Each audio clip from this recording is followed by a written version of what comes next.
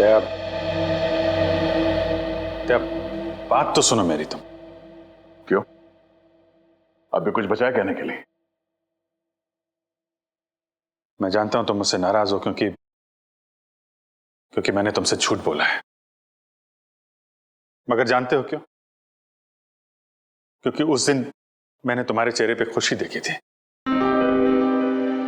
और उस चेहरे पे मैं दर्द नहीं देख सकता था दया, सिर्फ इसलिए मैंने तुमसे झूठ बोला था। तुम मेरे चेहरे पे दर्द नहीं देखना चाहते थे ना, लेकिन तुमने खुशी क्यों छीन ली मेरी? हाँ? तुम जानते थे कि श्रेया से मैं अपने दिल की बात नहीं कह सकता था, मुझ में इतनी हिम्मत नहीं थी, इसलिए मैंने वो सारी बातें उस चिट्ठी में लिख दी और सोचा कि मेरा सबसे अच्छा दोस्त वो चिट्ठी श्रेया तक पहुंचाएगा। मगर इतना सब कुछ हुआ, तुमने वो चिट्ठी उसे नहीं दी। क्यों? तुमने ऐसा क्यों किया मेरे साथ? वो एक्चुअली नहीं, शायद अभिजीत तुम्हारे पास इस बात का जवाब नहीं है। मेरे जवाब की बात नहीं है दया, किसी और का जवाब है जो मैं नहीं दे सकता। किसका जवाब है? मैं नहीं बता सकता दया। अभिजीत, पहेलियों में बातें मत करो, तुम दोस्त हो ना, खुल के बात करो, खुल के बात करो। यार वो बात नहीं है, दोस्ती के लिए तो मैं अपनी जान भी दे सकता हूं। हाँ, झूठ भी बोल सकते हो। क्यों? हाँ, मैंने तुमसे झूठ बोला है, लेकिन तुम्हारे लिए झूठ बोला, तुम्हें तकलीफ ना हो इसलिए झूठ बोला। तो मुझे तकलीफ नहीं हुई? हाँ? मैं खुश हूं, मगर सिर्फ और सिर्फ तुम्हारे वजह से मैं इस तरह से खुश हूं, तुम्हारे वजह से।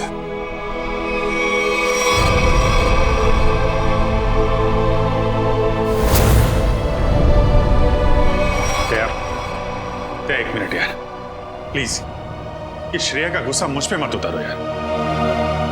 मैं गुस्सा श्रेया पे नहीं, मुझे गुस्सा तुम पे आ रहा है। क्यों? कसूर क्या है मेरा? यही कि मैं तुम्हें खुश देखना चाहता हूं। अरे यार, सिद्धार्थ वाली बात तुमसे किसने बताई? श्रेया के घर कौन लेके गया था तुम्हें? अरे तुम और श्रेया एक साथ होते तो दुनिया में सबसे ज्यादा खुश मैं होता यार, मैं। मगर श्रेया और मैं एक साथ तो नहीं है ना? हाँ? और मैं खुश भी नहीं हूं यार। अब इन बातों में कुछ रखा नहीं है, भूल जाओ। ठीक है, मैं भूलने के लिए तैयार हूं, मगर मेरे दिल की तसल्ली के लिए एक बार मुझे बता दो, तुमने वो चिट्ठी श्रेया को क्यों नहीं दी? नहीं, वो उसका जवाब मैं अभी नहीं दे सकता दया यार, मुझसे मत पूछो। क्यों ना पूछूं? इस एक सवाल का सीधा असर मेरी आने वाली जिंदगी भी पड़ता है और हमारी दोस्ती पे भी। मतलब अगर इस सवाल का जवाब मैंने नहीं दिया तो हमारी दोस्ती खत्म? मैंने ऐसा नहीं कहा। अरे रहने दो यार, अगर हमारी दोस्ती इतनी सस्ती है कि एक छोटे से आंधी के झोंके से उसकी नींव डगमगा जाए, तो मुझे भी ऐसी दोस्ती में कोई दिलचस्पी नहीं है।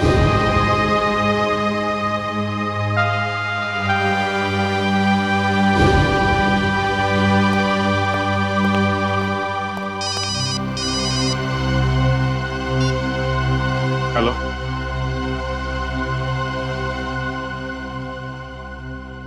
जी हाँ, सीआईडी ब्यूरो। जान खतरे में? एक मिनट, कहां से बोल रहे हैं आप?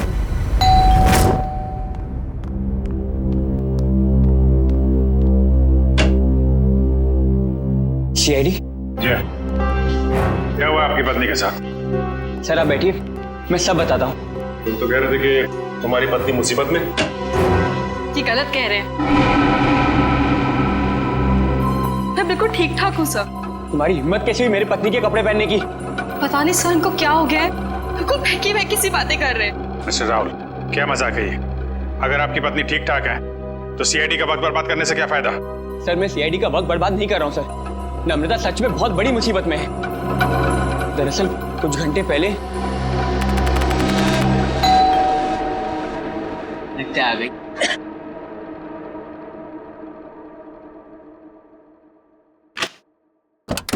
हाँ साहब, आपका नया बावर्ची साहब। अरे बॉस, लगता है आप गलत पते पे आ गए। पता भी यही है, घर भी यही है। नम्रता मैम साहब ने मुझे काम पे रखा है खाना बनाने के लिए साहब। कमाल है, नम्रता ने मुझे बताया नहीं क्यों एक नया बावर्ची रख रही है। बोलो साहब, खाने में क्या क्या बनाऊं साहब? अरे वो नम्रता आ जाएगी थोड़ी देर में, वो ही बता देगी खाने में क्या बनाना है। तब तक एक काम करो, तुम मेरे लिए एक कप चाय बना दो। ठीक है साहब। रसोई का है साहब? उस तरफ। उस तरफ। अरे ये चाकू?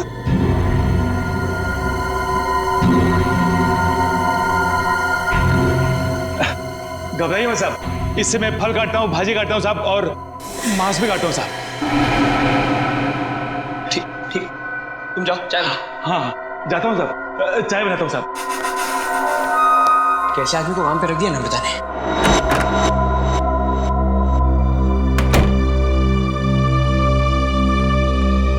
अरे क्या साहब, डर गए क्या? ऐसे अचानक सामने आ गए तो कोई भी डरेगा ही ना। ये लो साहब आपकी कॉफी। मैंने चाय बोली थी। क्या साहब, आपने कॉफी तो मंगाया था साहब, वही लाया हूँ साहब। अरे यार मैंने चाय बोली थी। अरे कैसे बदतमीजी से बात करो तुम। अरे एक तो गलती करो, ऊपर से बदतमीजी से बात कर रहे हो मेरे साथ। कैसा आदमी रख दिया है। सॉरी डार्लिंग, आने में थोड़ी देरी होगी। तो मॉल में ना अच्छी सी सेल लगी है तो कुछ ज्यादा ही शॉपिंग कर ली। एक्सक्यूज मी, कौन है आप? और यूं घर में कैसे घुसे चली आ रही है? अच्छा जी, मैंने कुछ ज्यादा खर्चा कर दिया तो इसलिए तुम अपनी पत्नी से ऐसे बात करोगे? पत्नी? कौन हो तुम? और नम्रता कहाँ है? तुम्हारे सामने। अच्छा अब समझ में आया। मेरी पत्नी ने ही कहा है ना तुम्हें मेरे साथ मजाक करने के लिए, है ना? राहुल, तुम्हें क्या हो गया? क्यों बहकी बहकी बातें कर रहे हो? बहुत हो गया ये बकवास। हाँ कहाँ है नम्रता? मैं अभी नम्रता को फोन करता हूँ।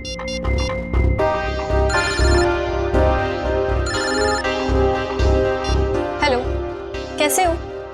अब यकीन हो गया? बहुत हो गया ये बकवास, बहुत हो गया मजाक। कहाँ है नम्रता?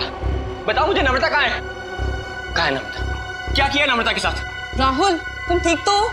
बुखार उखार तो नहीं है? छुओ मत मुझे, हाथ मत लगाना मुझे। तुम्हें नम्रता ने काम पे रखा था ना? हाँ साहब। कब रखा था? कल। यहाँ और बताओ, क्या यही नम्रता है? हाँ साहब, यही तो है नम्रता मैम साहब। देखो यार, वो कुछ छोटी मोटी चाय कॉफी के बहस करे तुम झूठ मत बोलो। कौन है ये? नहीं साहब, मैं सच बोल रहा हूँ, यही है नम्रता मैम साहब। सुनो बलराम, तुम ना खाने में मिर्ची थोड़ी कम डालना, साहब को तीखा पसंद नहीं है। ठीक है मैम साहब। क्या हो रहा है यार ये? कुछ तो करना पड़ेगा। क्या करूं? शेडी को फोन करता हूँ। सर तो बहुत अच्छा होगा कि फ्रेडी सर साथ में नहीं है, वरना असली और नकली पत्नी के चक्कर में वो खुद चक्कर खा जाते। ये लीजिए साहब, आप सब लोग के लिए पानी। देखिए सर, देखिए कैसे ये दोनों भैरवी मेरे घर में घुस आए हैं। न जाने इन्होंने मेरे पति नम्रता के साथ क्या किया होगा। राहुल, मैं ही तुम्हारी नम्रता हूँ। सर आप बेकार की कहानी में अपना वक्त बर्बाद कर रहे हैं। मैं कल ही इनको अच्छे से डॉक्टर के पास लेके जाऊंगी। माफ कीजिएगा सर, जो परेशानी आपको हमारी वजह से हुई। कोई बात नहीं, अब हम लोग यहाँ आ गए हैं तो सारा मामला समझ के ही जाएंगे। मिस्टर राहुल, आपके पास क्या सबूत है कि ये आपकी पत्नी नम्रता नहीं है? सबूत? हाँ है ना सर, मेरी पत्नी की तस्वीरें मेरे फोन में। क्या हो मिस्टर राहुल? हाँ? ये कैसे हो सकता है? इसमें मेरे और मेरी पत्नी की लगभग 100 तस्वीरें थी, अब एक भी नहीं है। याद आया सर, जब मैं नहाने गया था ना तो मैंने ये फोन इस टेबल पर रखा था। जरूर इसी ने वो फोटो डिलीट की है सर इसने, मैं कह रहा हूँ। क्या बात कर रहे हैं साहब? मैं इतना महंगा फोन कभी इस्तेमाल ही नहीं किया साहब। फोटो कैसे निकालेगा साहब? सर ये झूठ बोल रहा है सर इसी ने फोटो डिलीट की है। एक मिनट, अगर मोबाइल में फोटो नहीं है तो फिर शादी की तस्वीरें तो होगी ना आपके शादी के एल्बम में? है ना सर, पूरा एल्बम है, मैं अभी लेकर आता हूँ।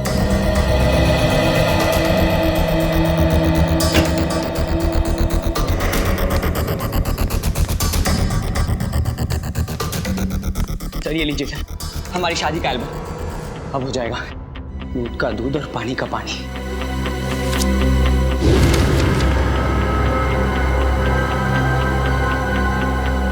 आपका कहना है कि ये आपकी बीवी नम्रता नहीं है? जी सर, ये मेरी पत्नी नहीं है। मेरे ख्याल से आप भी ये एल्बम देख लें तो अच्छा रहेगा।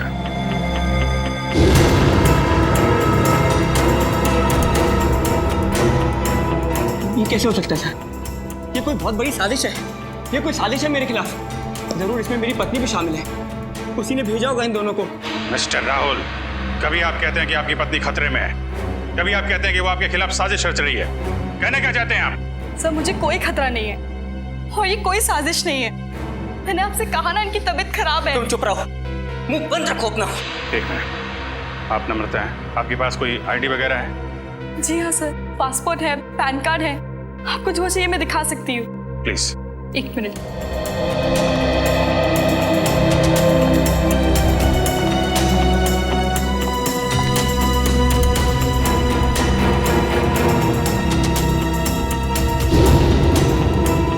नम्रता, आईडी के हिसाब से तो यही नम्रता है। सर ये भी तो हो सकता है कि इस लड़की का नाम भी नम्रता हो और इसी बात का फायदा उठाकर ये मेरी पत्नी की जगह लेना चाहती हो।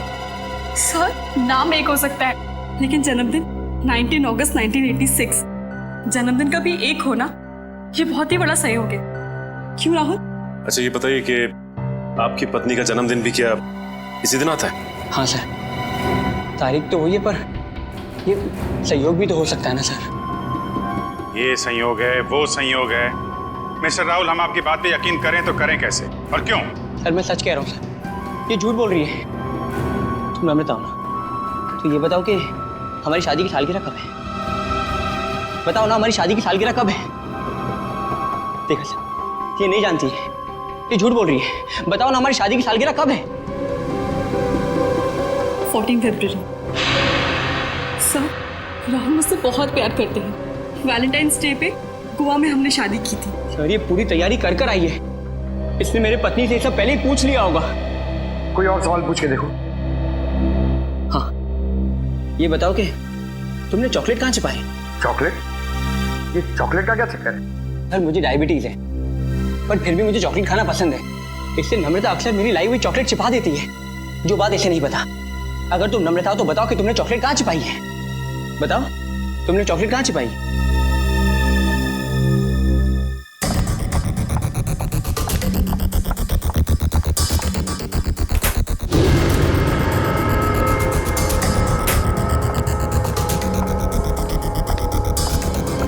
ये रही चॉकलेट। मैं तुम्हें खाने नहीं दूंगी, डायबिटीज है तुम्हें। मुझे डायबिटीज नहीं है, मुझे दे दीजिए। अब क्या कहना आपको मिस्टर राहुल? सर ये लोग पूरी तैयारी कर कर आए हैं। ठीक है, एक पल के लिए हम आपकी बात मान लेते हैं, लेकिन ये आपकी पत्नी है या नहीं, इसका जवाब तो इस घर में ही मिलेगा। तलाशी लो घर की।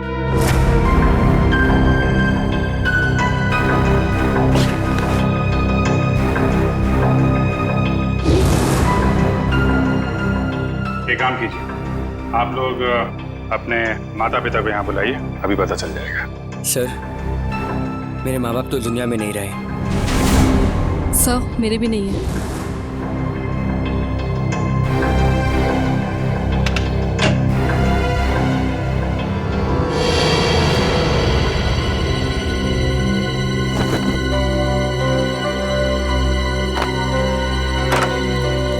पंकज, ऐसी जगह पे ये डस्टबिन कैसे पड़ा? तो कोई रिश्तेदार दोस्त वो तो होंगे इस शहर में ना, उनको बुलाइए। सर दरअसल हम कुछ ही दिन पहले बैंगलोर से यहाँ शिफ्ट हुए हैं। यहाँ हम किसको भी नहीं जानते। ओह, तो तुमने ये भी पता लगा लिया है?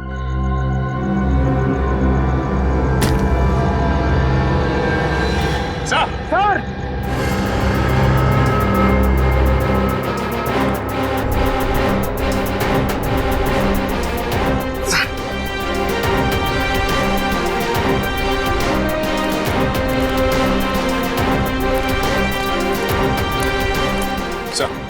लाश।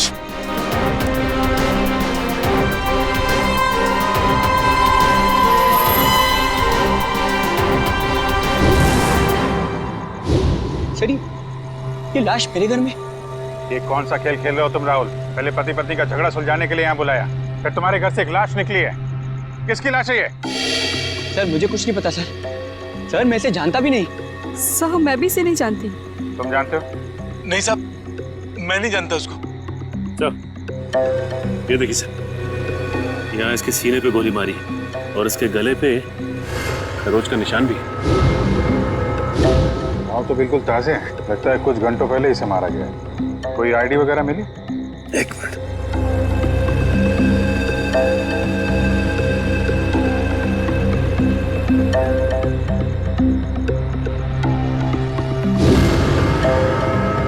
मिस्टर, इसका नाम पुलकित रॉबिन है। पुलकित रॉबिन? सर मैंने इसका नाम कहीं पढ़ा है। पढ़ा है? कहाँ पढ़ा है? अरे सर ये तो एक बहुत ही मशहूर टीवी सीरियल राइटर है सर, साउथ बहू का सीरियल मैं देखता हूँ सर। एक टीवी सीरियल राइटर की लाश मेरे घर में? पंकज, मोबाइल पे देखो, इंटरनेट पे इस पुलकित रॉबिन की फोटो निकालो, देखो कहीं ये वही आदमी तो नहीं।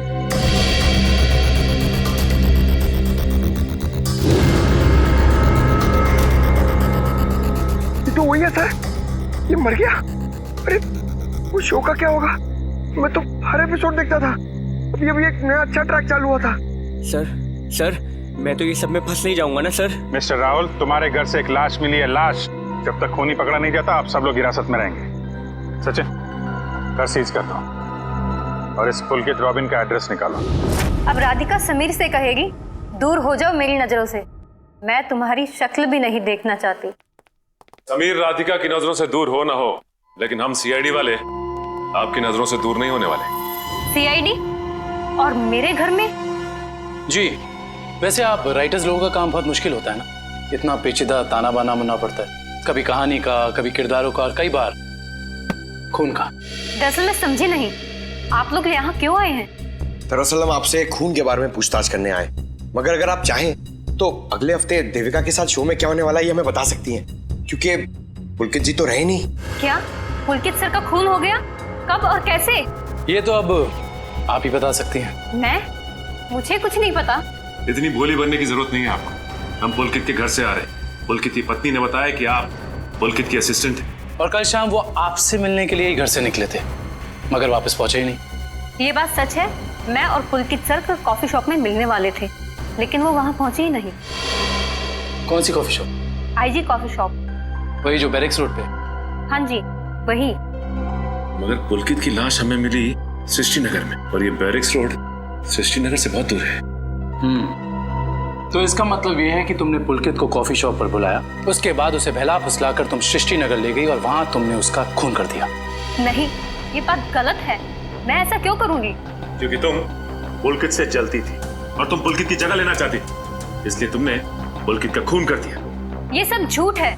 मैं 8 बजे से लेकर 11 बजे तक उनका इंतजार करती रही, पर वो वहां पर पहुंचे ही नहीं। मैं घर वापस आ गई क्योंकि उनका फोन भी नहीं लग रहा था। आपकी बात में कितनी सच्चाई और कितना झूठ, ये बहुत जल्द पता लग जाएगा। आप हमारे साथ चलिए। मगर कहाँ? ये सब क्या है?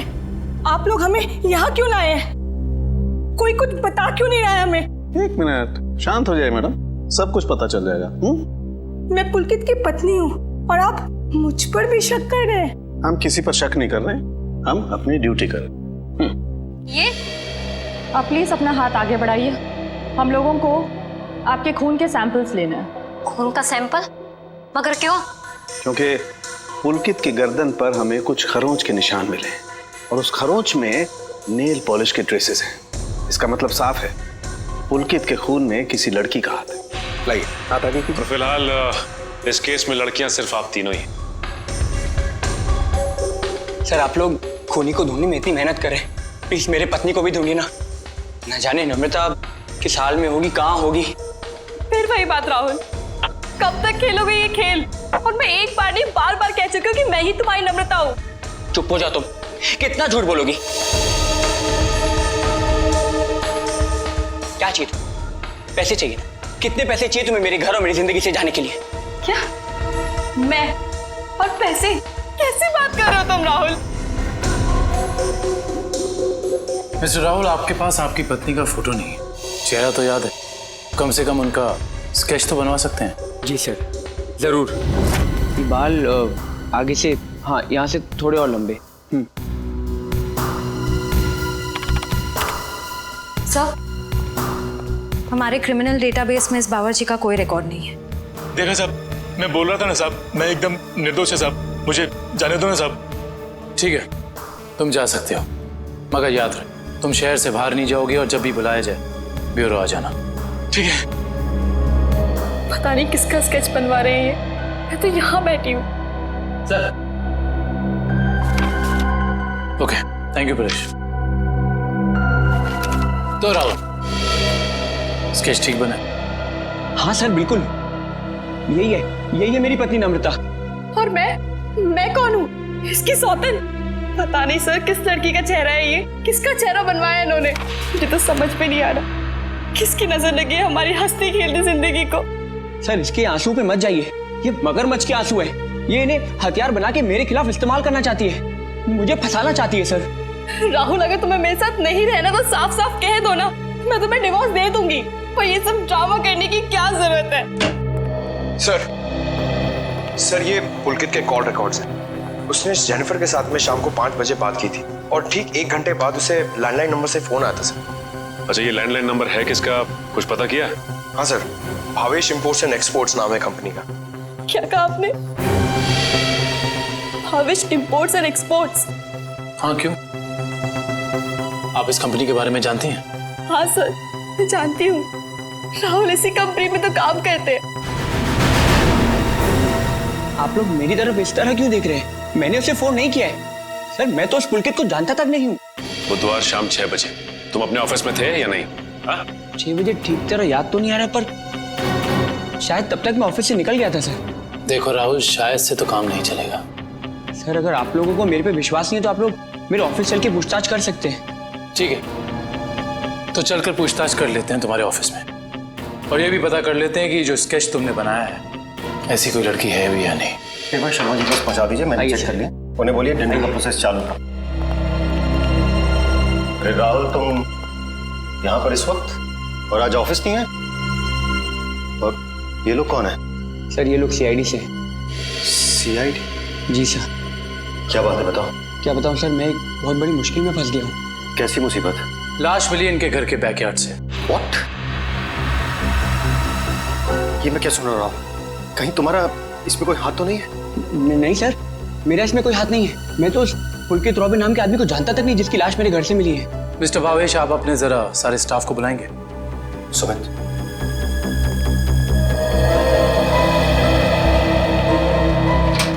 सुनो, सबको बॉस अंदर बुला रहे हैं।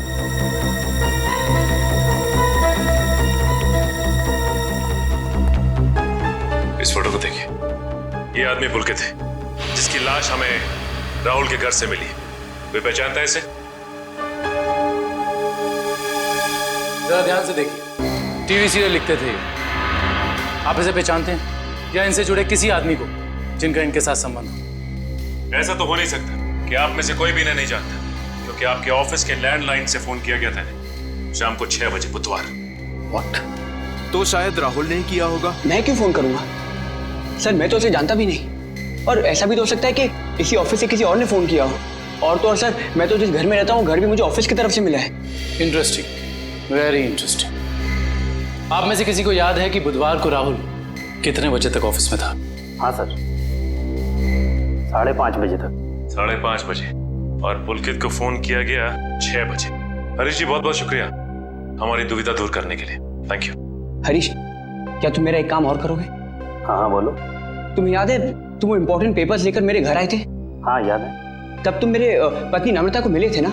हाँ राहुल, लेकिन उस बात का इस खून से क्या लेना देना है? लेना देना है, क्योंकि एक अनजान औरत मेरे घर में घुस आई है और मेरे पत्नी होने का नाटक कर रही है। क्या तुम प्लीज उसे चल के मेरे लिए पहचान सकते हो? हाँ श्योर। कहाँ है वो औरत? नीचे हमारी गाड़ी में बैठी हुई, आइए हमारे साथ। देखना सर, अब इस औरत का भांडा फूट जाएगा। धीरज रखिए, अभी पता चल जाएगा। अरे हरीश जी, कैसे हैं आप? हेलो नम्रता, मैं ठीक हूँ, तुम कैसी हो? क्या बताओ, पता नहीं राहुल को क्या हो गया। हरीश, ये तुम क्या कह रहे हो यार? ये मेरी पत्नी नम्रता नहीं है। व्हाट? ये कैसी बात कर रहे हो राहुल? यही तो नम्रता है, तुम्हारी पत्नी, जिससे तुमने मुझे मिलवाया था। अब क्या कहना है मिस्टर राहुल आपका? है कोई जवाब आपके पास? हरीश, लगता है तुम्हारे आंखों का नंबर बढ़ गया है। जाके अपनी आंखें टेस्ट करवाओ। तुम एक ही बार मिलो इसलिए शायद इसे पहचान नहीं पा रहे हो। हाँ मिस्टर राहुल, मेरे चश्मे का नंबर जरूर बढ़ गया है, लेकिन मेरी याददाश्त कमजोर नहीं हुई है। यही नम्रता है। यकीन नहीं होता ये सब में तुम भी शामिल हो। सर मैं कह रहा हूँ पुलकित के खून में ना इसी का हाथ है। अरे ये कैसी बात कर रहे हो राहुल? तुम्हारा दिमाग खराब हो गया? सर ये झूठ बोल रहा है। मैं ठीक कह रहा हूँ सर। राहुल, ठीक और गलत का फैसला हम लोग करेंगे, आप नहीं। सर मैं आपको कुछ बताना चाहती हूँ। सर कुछ साल पहले राहुल को एक मानसिक बीमारी थी और शायद उन्हें वो बीमारी वापस हो गई है। क्या? इतनी बड़ी बात तुमने हमसे छुपाई क्यों? ये भी पता कर आई हो तुम? सर ये सच है कि मुझे बीमारी थी, पर अब मैं बिल्कुल ठीक हूँ। अब चाहे तो बैंगलोर में मेरे साइकियाट्रिस्ट से बात कर सकते हैं। हाँ सर, मैं भी वही कह रही हूँ। ये बिल्कुल ठीक हो गए थे, पर शायद इन्हें दोबारा दौड़ना पड़ रहा है। ये मुझे पहचानने से इनकार कर रहे हैं। सर शायद इन्होंने ही पुलकित को मारा होगा। चुप हो जाओ तुम। एक तो मेरी बीवी को गायब कर दिया, ऊपर से मेरे पे झूठा इल्जाम लगा रही है। मैं ऐसे जान से मार दूंगा। पीछे हो। क्या बिगाड़ा है मैंने राहुल तुम्हारा? सर प्लीज राहुल को अपनी कस्टडी में ले लीजिए सर। देखिए ना, अपनी पत्नी को दिन दहाड़े जान से मारने की धमकी दे रहा है ये। पुलकित का खून राहुल ने किया है या किसी और ने, इसका पता तो हम लगा ही लेंगे। मगर ऐसा तो हो नहीं सकता कि पुलकित को मरते हुए किसी ने देखा या सुना ना हो। उस मोहल्ले के लोगों से पूछताछ करनी होगी। सर आसपास के सभी घरों में हमने पूछताछ कर ली है, बस ये एक आखिरी घर बाकी है। चलो यहाँ भी पूछ के देखते हैं। संभल के।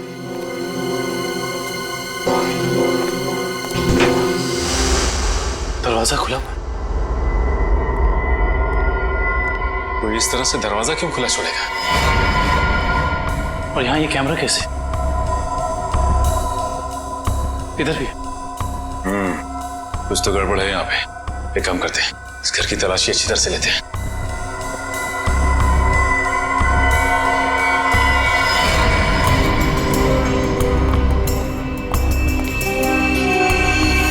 सर जल्दी आइए। ये देखिए एक और कैमरा, 2 कंप्यूटर स्क्रीन, स्पीकर्स और हेडफोन्स। दो कंप्यूटर स्क्रीन एक साथ बाहर और यहाँ कैमरास भी लगे। कहीं यहाँ वीडियो एडिटिंग तो नहीं चल रही? इसे ऑन करो।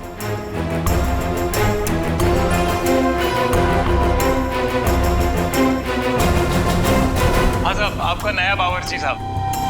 लगता है आप गलत पते पे आ गए। नम्रता मैम ने मुझे काम पे रखा है खाना बनाने के लिए। चाय बनाता हूँ साहब। अरे जाओ ना। अभी क्या है?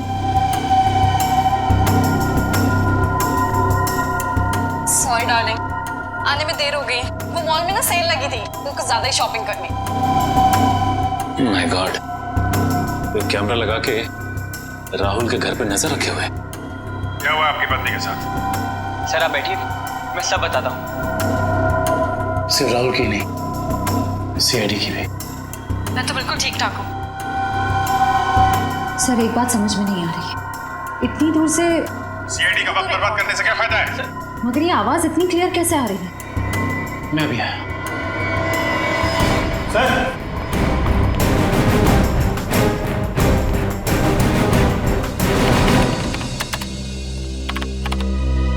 एक काम करते हैं, इस जगह को अच्छी तरह से छान मारते हैं। हो सकता है यहाँ कुछ मिल जाए। हाँ?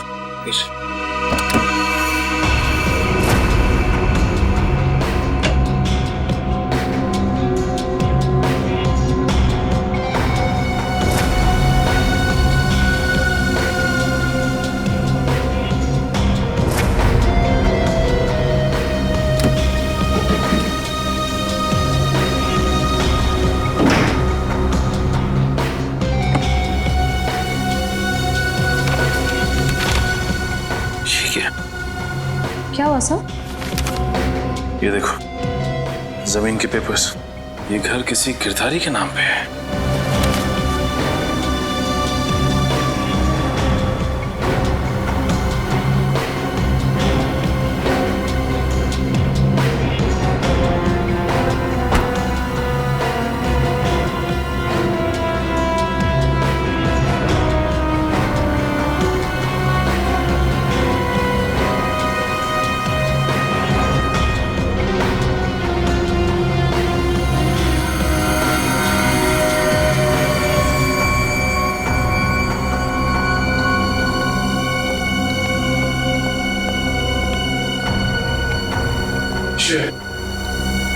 तुम्हारे सारे सवालों का जवाब ये माइक है जो मुझे राहुल के घर से मिला।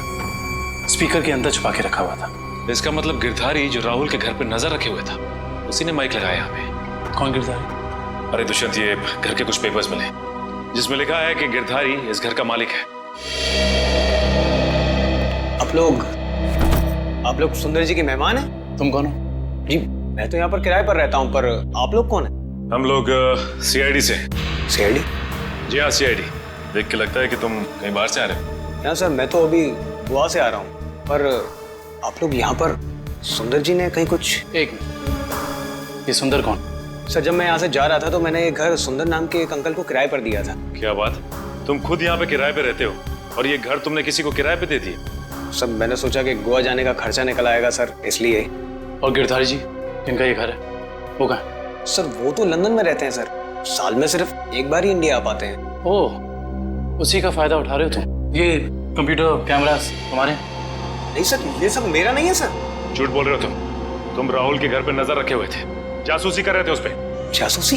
सर मैं राहुल के ऊपर जासूसी नहीं कर रहा था सर। देखो हमने रिकॉर्डिंग देख ली है, सच सच बताओ। मैडम मैं तो कॉलेज में पढ़ता हूँ, इतनी सारी महंगी चीजें मैं कहाँ से लाऊंगा?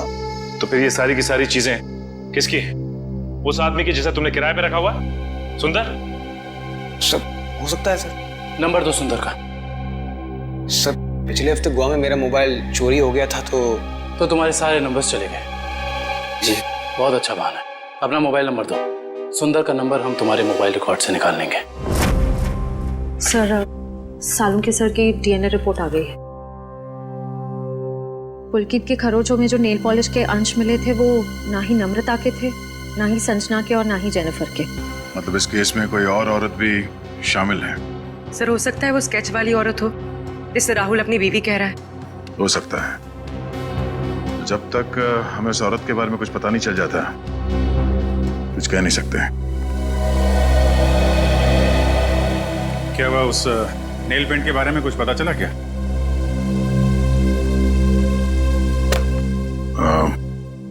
पूरी मुझे कुछ काम है, मैं बाद में आता हूँ।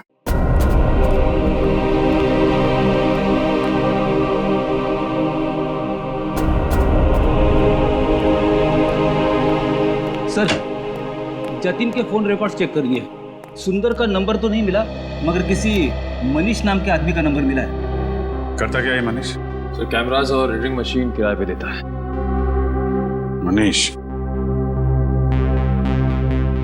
इस मनीष से मिलना पड़ेगा। सर यही है वो सुंदर अंकल जिन्हें मैंने अपना घर किराए पे दिया था। कौन सुंदर? मैं मनीष हूँ। गलत बात है मनीष जी, आप इतने महंगे कैमरा इक्विपमेंट्स ऐसे ही खुले घर में छोड़ा है? इन्हें तो अरेस्ट करना होगा। बिल्कुल।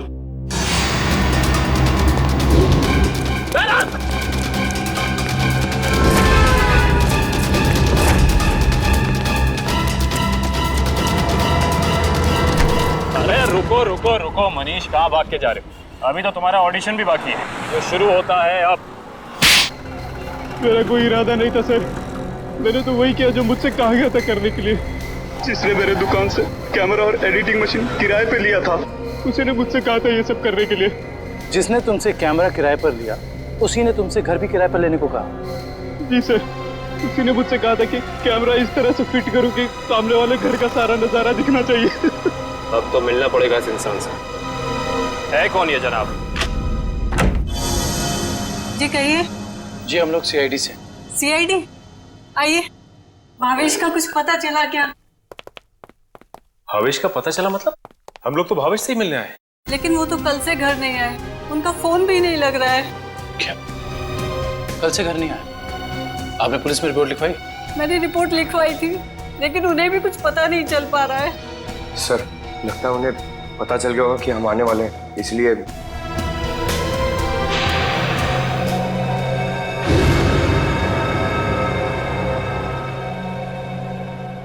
मिनट, क्या ये आपके पति भावेश है?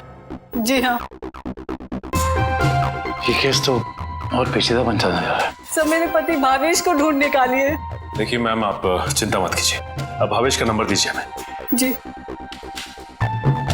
197985643।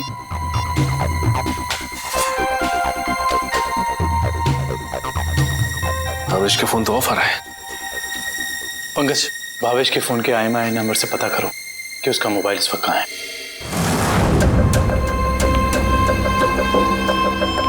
मैं आखिरी बार पूछ रही हूँ भावेश तुमसे, वो सीढ़ी तुमने कहाँ रखी है? नहीं बताऊंगा मैं मर भी जाऊँ ना तो तुम्हें भी साथ लेकर डूबूंगा, समझ गई तुम? मैं डूबू या ना डूबू, पर तुमने अपनी जिंदगी जी ली है। याद कर लो अपने भगवान को।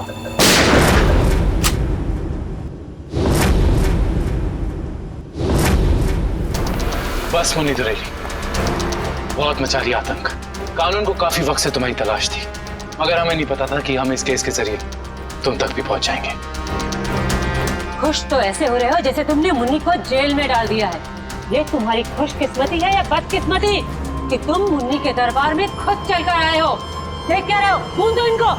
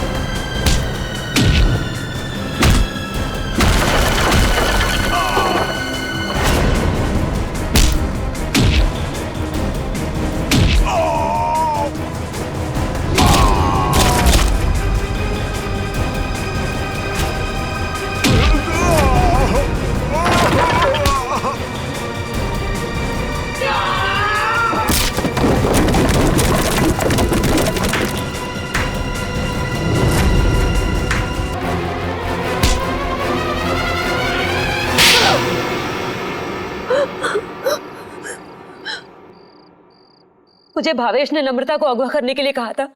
क्यों भावेश, क्या बिगाड़ा था नम्रता ने तुम्हारा? बहुत लंबी कहानी है। कोई बात नहीं मिस्टर भावेश, CID के पास मुजरिमों की दास्तान सुनने के लिए हमेशा वक्त रहता है। शुरू कीजिए अपनी कहानी। ये उस वक्त की बात है जब मैं शहर में नया नया आया था। टेलीविजन की दुनिया में लेखक के तौर पर नाम कमाना चाहता था। अलग अलग तरह की कहानियां लिखी, अलग अलग तरह के किरदारों को जन्म दिया।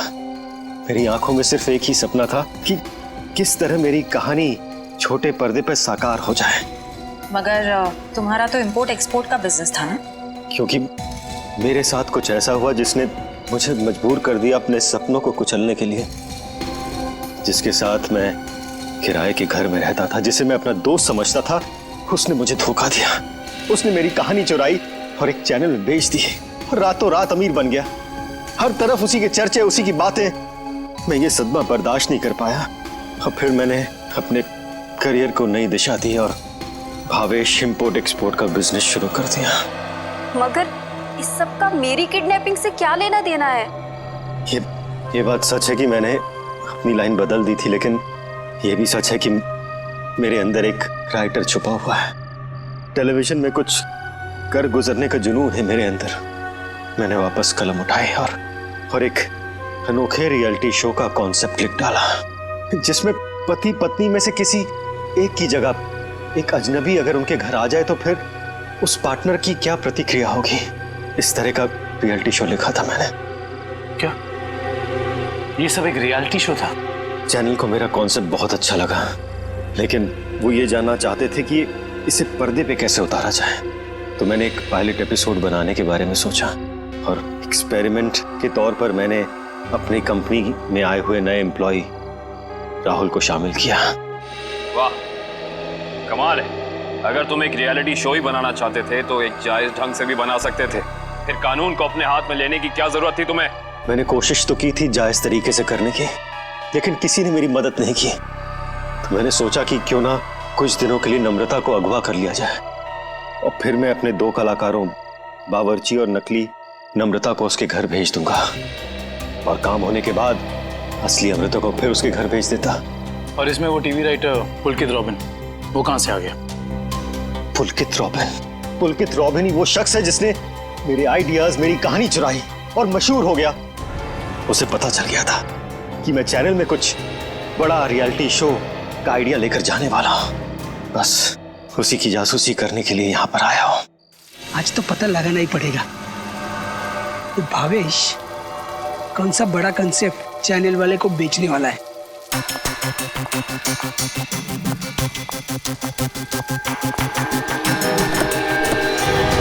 चल गाड़ी में बैठ।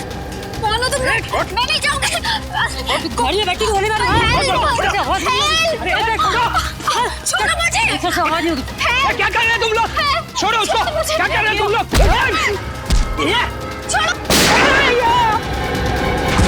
बेवजह मारा गया, अब तू भी यही चाहती है? बैठ। छोड़ दो मुझे। मैं इसको लेकर जाती हूँ, तुम इसको ठिकाने लगाओ।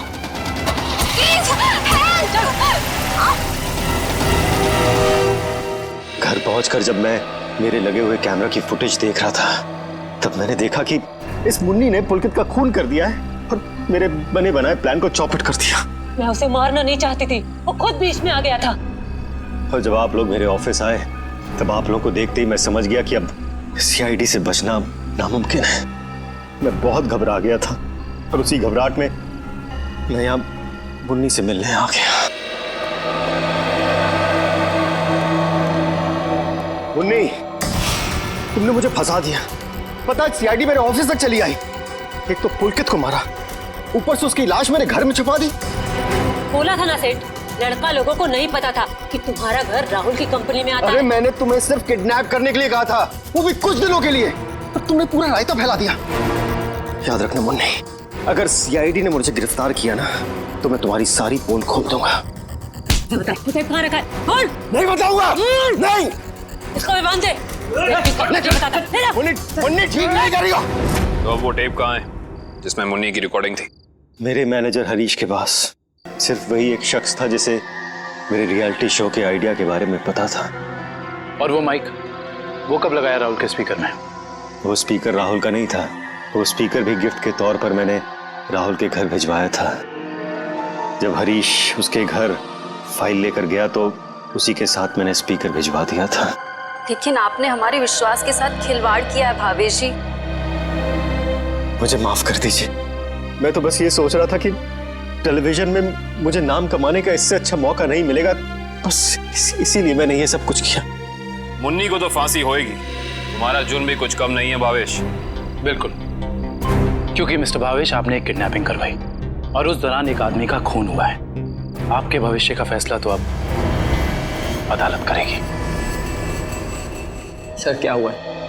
आप लोग मुझे बता क्यों नहीं रहे? जरा रुको, अभी पता चल जाएगा।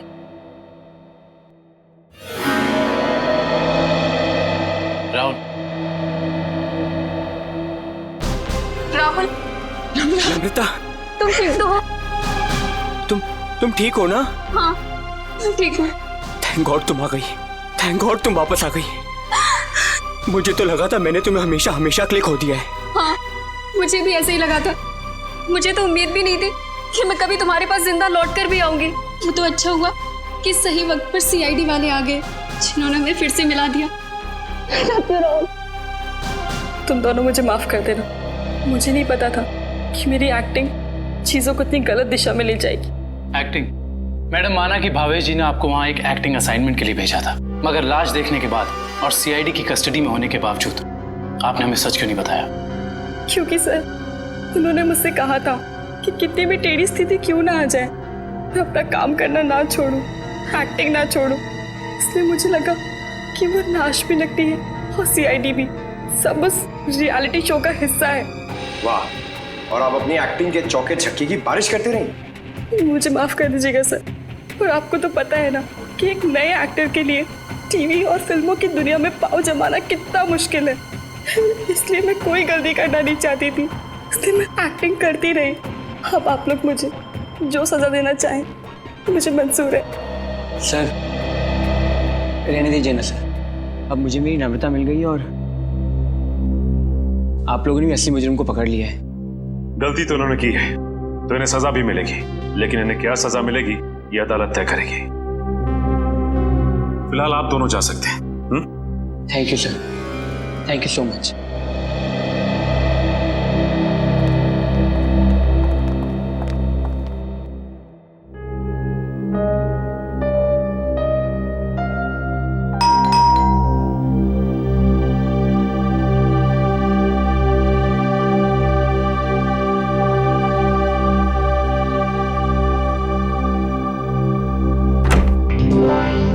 तारिका, आओ। अच्छा हुआ तुम आ गई। सब ठीक है ना अभिजीत? नहीं, इस वक्त बुलाया इसलिए पूछ रही थी। नहीं, वो एक्चुअली मुझे तुमसे कुछ जरूरी बात करनी थी। कितने परेशान लग रहे हो, क्या बात है? एक्चुअली समझ नहीं पा रहा हूँ मैं तुमसे कैसे बताऊं। मैं समझ गई, दया के बारे में ना? मैं जानता हूँ ये सुनकर तुम्हें बहुत धक्का लगेगा, और इससे पहले मेरी हिम्मत जवाब दे जाए, मैं तारिका, जब एसीपी साहब यहाँ वापस आएंगे तो मैं उनसे कहने वाला हूँ वो मेरा ट्रांसफर कर दें। क्या? ट्रांसफर? आई एम सॉरी तारिका, मैं और बर्दाश्त नहीं कर सकता। मेरे और दया के बीच में जो कुछ चल रहा है, मैं अभिजीत, लेकिन दया तो तुम्हारा दोस्त है ना? हाँ, लेकिन अब दोस्ती रही कहाँ? ऐसे क्या, दोस्तों के बीच में तो ऐसा होता रहता है, ऐसी छोटी मोटी गलतफहमी, ऐसे झगड़े। इसका मतलब ये थोड़ी कि एक दोस्त ऐसे मुंह मोड़ के निकल जाए। तारिका, मैं जान दे सकता हूं मैं उसके लिए, वो बात नहीं है, लेकिन ये सब मैंने सपने में भी नहीं सोचा था कि हमारी दोस्ती इस मुकाम तक पहुंच जाएगी। मैंने फैसला कर लिया है, मैं यहां से चला जाऊंगा।